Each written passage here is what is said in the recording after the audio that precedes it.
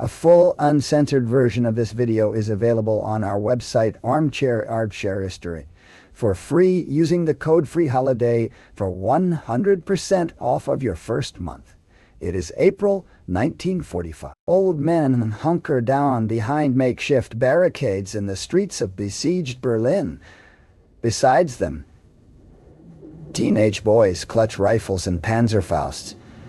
This motley collection of old and young are serving in the Volkssturm, the People's Militia. It was part of Germany's broader effort to raise new military and paramilitary formations and desperately halt the Red Army's invasion of the Reich. Adolf Hitler called on the German people to deepen their commitment to winning the war, even when defeat appeared imminent. Hitler and his inner circle of advisors realized that by mid-1944, the Third Reich faced overwhelming odds in defense of the Reich. Time was running short. To reverse their losses, Germany's strength would have to be mustered to salvage the situation. Victory meant saving the Reich from imminent destruction, and to do this, Germany moved to wage total war. Every man, woman, and child would be expected to contribute. Saving the Reich was no easy feat. The Western Allies and Soviet Union agreed to only accept Germany's unconditional surrender. On the Eastern Front, the Red Army routed the Wehrmacht, reoccupying most of the Soviet territory taken during the opening stages of Operation Barbarossa. The degraded army groups on the Eastern Front struggled to offer effective resistance. In December 1944, the Soviets threatened to isolate the Baltic states and roll over the occupied territories in Poland and Czechoslovakia. On the Western Front, Allied armies broke out from the Normandy landings and swept eastward. They recaptured Paris and the Low Countries and toppled the Vichy French government. Allied forces crawled northward on the Italian peninsula too. By the end of 1944, American and British forces were poised to cross the Rhine and invade the German heartland. Taking in the bleak prospect of invasion, Hitler and the German leadership had few attractive options. Submission to inferior races was not an option. Fighting to the end was the only choice. But questions remained as to who would fight. The Führer distrusted the Wehrmacht and Luftwaffe. The Air Force lost at the Battle of Britain and failed to turn the fortunes of war on the Eastern Front. Worse, they had been unable to stop the strategic bombing of German cities. The army also failed. Its generals presented Hitler with catastrophic defeats. Operation Valkyrie, the plot to assassinate Hitler and seize control of the Reich, furthered Hitler's distrust of the army. Since the state apparatus could not be trusted, the answer instead lay in the very organization that had given them power, the Nazi Party. On October 18, 1944, Heinrich Himmler announced the formation of a people's militia, the Volkssturm. Hitler ordered party chancellery leader Martin Bormann to raise a militia of those aged 16 to 60, including the injured, through local and regional party leaders. Hitler expected to raise 6 million men to reinforce the Eastern and Western fronts. He believed that militia troops would fight to protect their homes and hold out until the last man died. To further bolster the ranks, Bormann and Hitler called upon 500,000 members of the Hitler Youth. This video is censored on YouTube. If you want the full, unedited version, sign up for a completely free month over on armchairhistory.tv.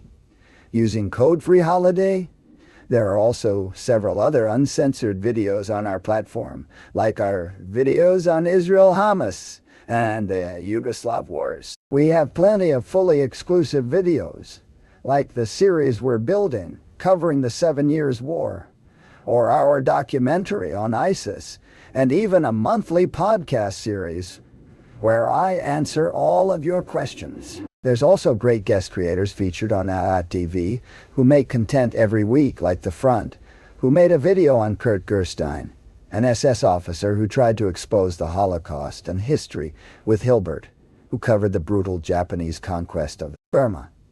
Don't forget to grab our mobile app too, which you can use on both iOS and Android, and join our Discord server, where I'm often available to answer questions and chat. Use code FREEHOLIDAY for a completely free month membership to armchairhistory.tv. Most older members of the Volkssturm trained for about 2 weeks on weeknights and Saturdays. The training itself was of inconsistent quality, because most of their time in training was spent on military discipline rather than combat maneuvers. As for weaponry, recruits were taught to use an assortment of rifles and anti-tank weapons. The Volkssturm fell short of expectations.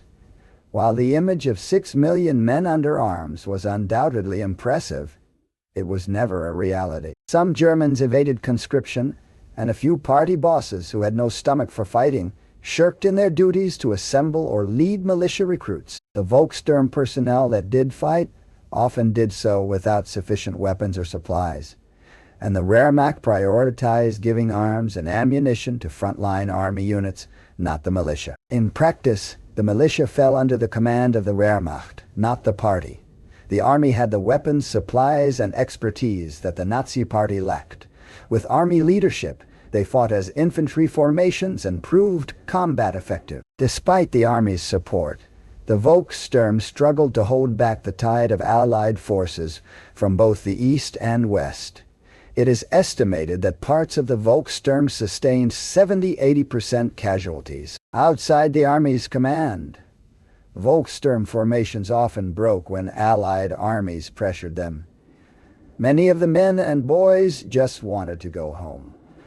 The German leadership prepared for occupation if the Volkssturm failed. Intelligence and security services under the SS's supervision would form a guerrilla resistance force called Werwolf. Originally designated Operation Werwolf, in 1944, SS troopers would lead commando-style sabotage and assassination missions behind enemy lines or in recently occupied Allied territories. These werewolves would also kill any Germans collaborating with occupiers if the need arose. The first iteration of the werewolf plan fell through as no one formed a command structure. But the idea gained a second lease on. Joseph Goebbels crafted propaganda messages throughout 1945 to inspire the German people to join the werewolf movement. Leaning heavily into mythological imagery, violence, and revenge, the propaganda minister envisioned a resistance movement designed to invoke fear and terror in the Allies. Werewolf men and women were to blend into the population and kill occupiers. The insurgency would wear down and terrify the Allied powers.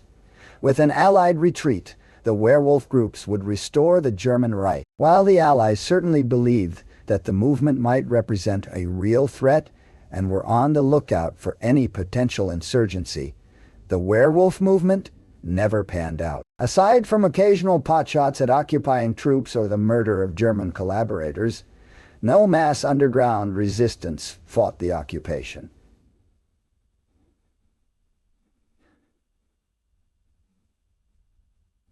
Civilians were war-weary and showed little enthusiasm to fight to the last man or woman. The Luftwaffe and the Kriegsmarine, for their part, hoped to equip new formations with the Wunderwaffe to even the odds against numerically superior foes. The Luftwaffe rushed jet fighters into the air. Plans for stealth fighters or bombers that could evade Allied radar detection were proposed for full service. Cutting-edge technology, however, could not overcome low reserves of fuel and raw materials or the loss of experienced pilots. Though they took heavy personnel and aircraft losses during the war, the Luftwaffe command pooled its resources to destroy American and British bomber wings stationed on airfields in the Netherlands, Belgium, and France during Operation Bodenplatte. They intended to destroy the bombers on the ground rather than in the air. In secret, night fighters, ground attack bombers, jet fighters, and propeller fighters moved into position to assault the airfields on New Year's Day, 1945. Commanders assumed correctly that the Allied pilots might be hungover from the previous night's festivities and would not expect an attack. Hundreds of German aircraft took to the skies shortly after the dawn of January 1st, 1945. They had the advantage of surprise and avoided Allied radar. They even surprised friendly anti-aircraft emplacements, some of which opened fire and brought down the vulnerable plane. As planned, Luftwaffe ground attack craft and fighters destroyed Allied bombers on the ground at some of the targeted airfields. Others, due to faulty intelligence, were empty. German losses were significant as well. For every bomber destroyed on the tarmac, Operation Bodenplatz air forces lost equal numbers of craft and crew. The aftermath of Bodenplatz saw Luftwaffe commanders resorting to unconventional tactics. The lack of an effective bombing wing and the shortage of competent pilots to defend Germany's skies forced the Luftwaffe and its test squadron, Kampfgeschwader 200, to develop experimental systems. These included the V-1 flying bombs, manned suicide rocket planes like the Fieseler Phi-100 and Threer, and planned ramming gliders, among many other projects. Technical problems and the destruction of manufacturing facilities prevented most test aircraft from reaching mass production. Consistent waves of Allied air attacks was another problem. Thousands of bombers engaged in raids against German cities. Anger over Allied strategic bombing fueled a desire for revenge and inspired undertrained pilots to volunteer for doomed one-way attack missions. Starting in 1945, the Luftwaffe employed aerial ramming as an intentional tactic against long-range bombers. A task force called Sonderkommando Elbe undertook such a mission. Unable to destroy the bombers on the ground or in the air, the Luftwaffe collected a group of some 120 Bf-109s. On April 7, 1945, the task force engaged an oncoming wave of American B-17 and B-24 bombers. Instead of trying to take down the bombers with machine guns or cannons, the German fighters rammed and destroyed 22 aircraft. The ramming tactic had been theorized months before the mission, and the Luftwaffe planned on using steel-reinforced rocket gliders to ram enemy planes. The gliders never made it into full production, and the remaining option was to use conventional fighters. Though encouraged to jump out of the aircraft and parachute to safety, most German pilots died en route. The task force downed 13 bombers while losing 53 of theirs. The Allies still controlled the skies over Germany, and the bomber wings continued their raids. This would not be the only suicidal air attack force the Luftwaffe deployed. In 1944, the Leonidas Squadron solicited volunteers to fly the human-guided, rocket-propelled flying bombs. The technological complexity and the potential loss of pilots forced the Luftwaffe to disband the unit during that same year. Months later, in 1945, the desperate situation during the Battle of Berlin, however, revived the Leonidas Squadron. But by this point, the pilots were left with barely any resources, only leaving them access to what little aircraft was left, and with only enough fuel for a one-way trip to attack enemy forces. From April 17th to April 20th, 1945, the pilots of the Leonidas Squadron dove their planes headlong into the bridges over the Oder River to deny the Red Army's passage. Their kamikaze-style attacks ended when the Red Army seized the airfield from which the squadron had taken off. German command claimed the squadron destroyed 17 bridges, though other sources indicated that the effort destroyed one bridge. For its part, the Kriegsmarine in 1945 was severely degraded, but improved U-boats and small unit tactics promised to take the fight to the Allied naval forces. Under Karl Dönitz's supervision, the Kriegsmarine hurried the production of the Elektrobuta. Designed and first constructed in 1943, these U-boats used a hybrid diesel-electric motor system and a snorkel that allowed them to remain underwater for far longer than previous models. They were designed to fight submerged. It allowed them to more efficiently evade Allied air attacks and anti-submarine warfare ships. Donitz hoped to repeat the successes of the early phases of the war, cripple the Allied supply lines, and force the invasion armies to a halt. Though advanced in design, the Kriegsmarine did not launch enough of these U-boat variants to make much of a difference so late in the war. With most of the surface fleet defeated or tied up supporting the Wehrmacht's fighting retreat in the Baltic states, the Navy resorted to commando units. Known as the Käferband, these small units employed explosive speedboats, divers, and mini-submarines. These Navy men were to be an elite force, using highly motivated and trained personnel and experimental weapons to undertake high-risk missions. Their first major action was in 1944, where Käferband units were deployed to blunt the Allied landings at Anzio, Italy, using diver-driven torpedoes. By 1945, the Käferband consisted of flotillas of mini-submarine and speedy explosive-tipped motorboats that attempted to ambush Allied supply and smaller warships in the English Channel, North Sea, and Baltic Sea. Despite the daring and bravery of the small attack craft's crew, they found only occasional victories. Their mini-subs and manner torpedoes suffered constant mechanical problems. Poor weather, rough sea conditions, well-armed and armored Allied warships, and air attacks blunted the Käferband's effectiveness. Käferband's personnel were more likely to lose their lives in poor weather or sea conditions than to enemy ships or planes. The Käferband's sabotage, engineering, and diving components assisted the German armed forces' defense by demolishing bridges underwater on both the eastern and western fronts. Those units destroyed some of the bridges they were tasked with, but often suffered equipment failures and heavy casualties.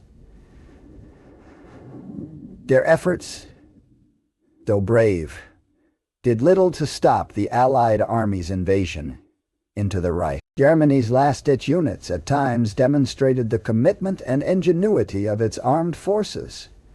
However, fanaticism and new weapons was not enough to turn back the tide of Allied and Soviet armies swarming into the Reich. Rather, the Volkssturm and Werwolf movement proved how Hitler and his cohorts were willing to risk the lives of their citizens for a deluded notion of victory that would never come. Don't forget to check out Armchair History TV using the discount code FREEHOLIDAY for a month completely for free.